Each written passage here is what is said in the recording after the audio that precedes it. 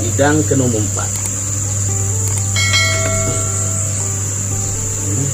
Belah ke bekas tadi ketok dah. Belah kita baru hana ngambil serentak. Lebannya pecah tengah.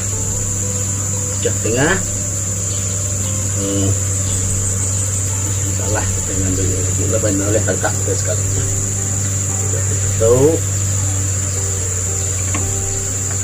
Mungkin kita nanya nama sebuah kena dukung. Kita kena dukung tahu. Nak penyayat dari atas ngai kita sesayak ke kayu. Dia nardak kerja. Kita itu tinangnya tu kerja.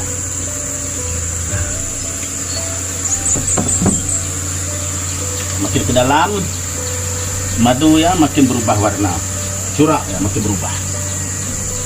Tadi, buai untuk lema tu lepas ke tengah sarangan tu.